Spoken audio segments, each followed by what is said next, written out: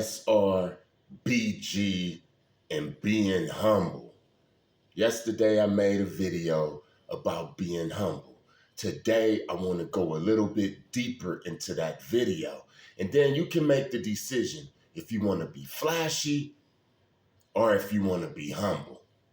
But no matter what, always stay on your purpose. No matter if flashy or humble, always stay on your purpose, SR&BG, and worship the Most High, man. Now, there's two reasons, can you see my hand? 2 reasons why you should always be humble. One of them is going to be relationship-wise, out there in the field, getting the women's and stuff. The other one is going to be spiritual, revolving around witchcraft and Jezebels and stuff. So let me go with the first one. The element of surprise. Being humble brings out the ultimate element of surprise. I mean, I would be up in the gym and I would have on something big, right? Like a big sweater, big sweats, all of that, all winter time. And people would see me, I guess I got a handsome face. They'd see me and it's like, okay.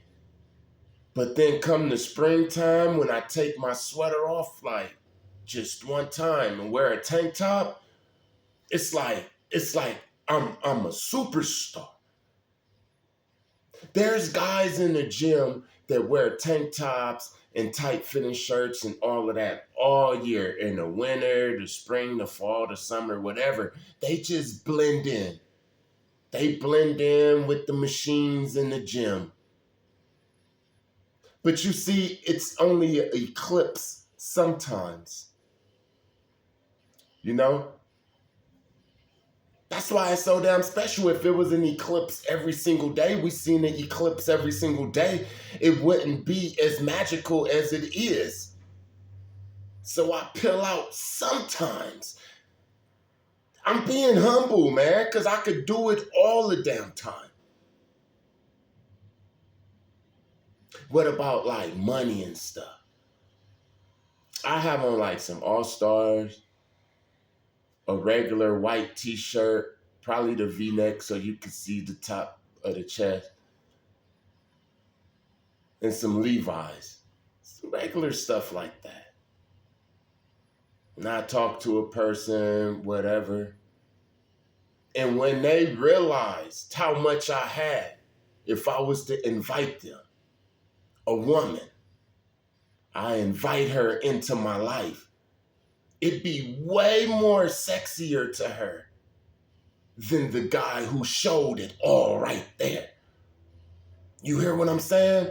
Even me, I was always impressed when I was young by the guy who took his shirt off and he was just super ripped. You'd be like, dang, he took his shirt off. He like hella ripped. You wouldn't even know it. Versus the guy who's always like that, or always, you could just see it through the shirt. You just always see it. You become regular. The element of surprise is like, it's the magic, man. And you can only have that with being humble. Man, I knew a guy for years. And one day he started singing. And I was like, man, you could sing? It still shocked me right now. He could sing like American Idol and all of them people. He could sing, man. The element of surprise. People love that, man. Look, I remember I was in the brig because when I went to the military in Guam, I winded up getting court-martialed and going to the brig, going to Miramar, right? So I'm in the brig. And it's this dude, he come up in there, and he like real skinny and stuff like that, and he like a frail dude. He got eczema all on his face and on his elbows and all of that stuff. He's in a brig though, right? He was a cat from Chicago. Real skinny dude. And he could rap. And he liked it how I rapped, and I liked it how he rapped. So he was like, hey, he about to get out. So when he get out, we should hook up. And when we get out, and when everybody who got out of the brig in Miramar, they used to have to go to 32nd Street in San Diego. It was like a processing halfway house. We have to get processed out. It took about a month and a half for some people. So we used to have to stay there. It was co-ed. So I gets out the brig. He gets out about 2 weeks before me. I gets out, and I'm just chilling up in there, and he walked through. Now, when he was up in there, I was looking at him, like looking down at him. Like I was already, had the glow.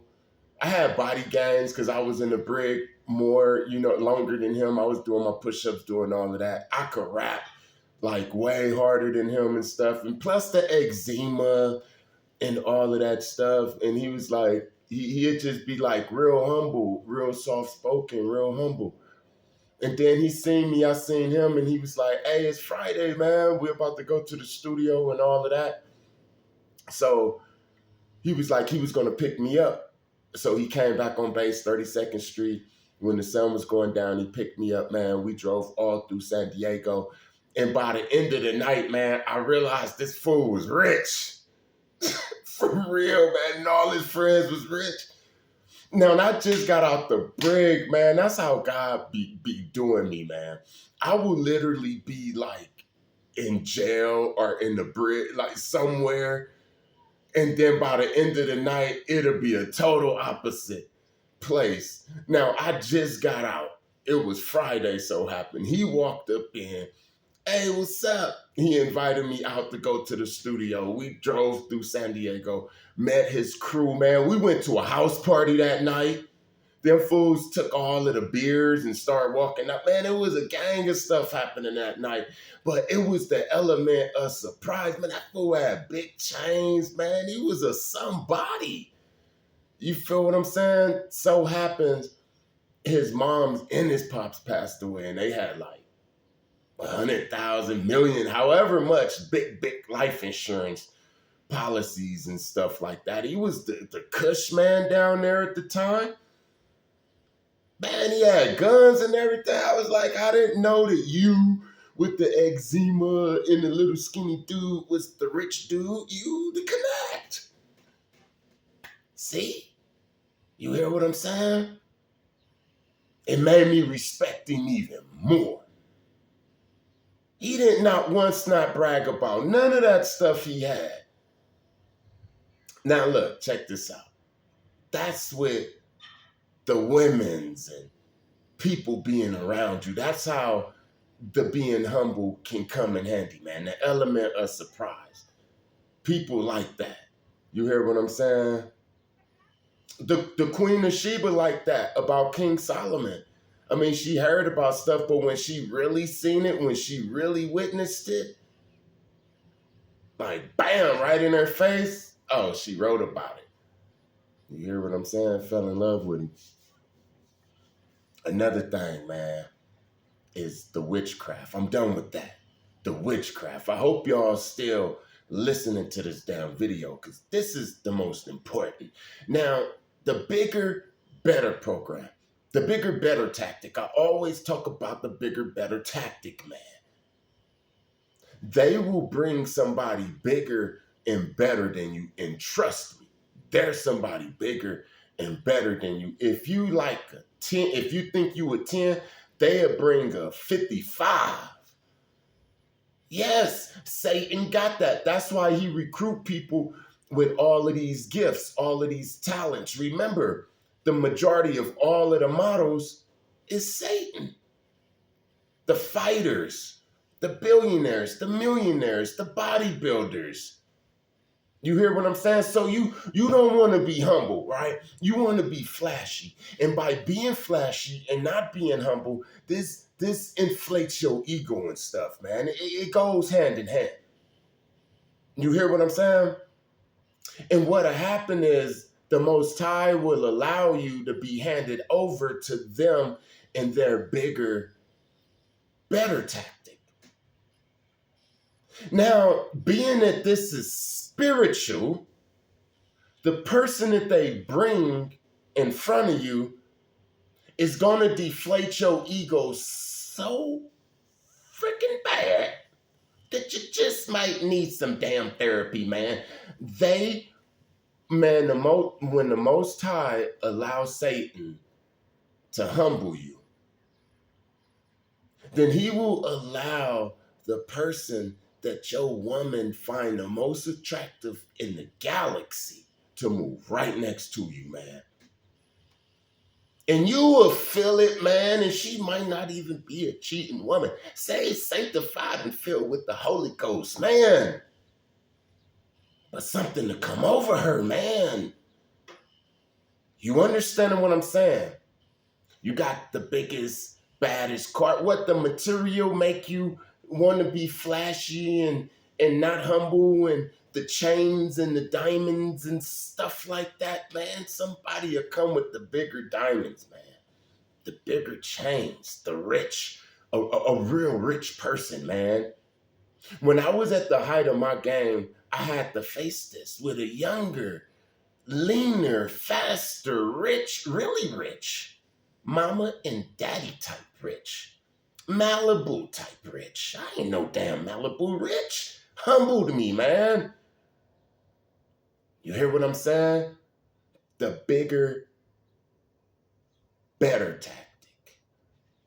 They got the fighters. You out there bullying people. You think that you, like, what? I don't agree with you. You don't agree with me. Come on, let's fight. Let's fight because you know how to fight. They got the Mayweathers, man. Ain't Mayweather on the payroll? See, Satan owned all of these type of people. And whenever they want to call one of them up, somebody will come from New York, man. Somebody will come from New York, and they'll be the exact person that's going to deflate your ego and humble you. Or you could just be humble on your own, man. You could be humble on your own. But you're going to be humble, trust me. It's always going to be somebody with bigger arms. Always going to be somebody that's a little taller. Think a little quicker, man. And if you're not humble and that person comes, it affects you. Some people become jealous and wanna fight the humbler. Let's call this person the humbler, the one that they send to humble you. Now you want to fight. Oh, so now that's where you messing up, because you don't understand that this is all spiritual, although you see a physical person. Man, a witch, a sorcerer, they love to see a person who's not humble. Man, they love breaking down people, man. So say that I wasn't humble. The reason that I don't wear a down shirt is because this is SR&BG. This is masculinity around here. But on the average day, I'm wearing a damn shirt. I'm wearing sweaters, long sleeves. Why? Because these witches, I mean, it's like their pastime, their extracurricular activity is humbling people, man. Understand that, man. And then you got people that got herniated discs, hernias. You see them, then all of a sudden they fall off and all of that type of stuff. Nah. You want to humble yourself, man. There's benefits in it, both physically and spiritually. I hope I didn't say too much. I won't never talk about humbling again. You hear what I'm saying? You got the choice. Peace.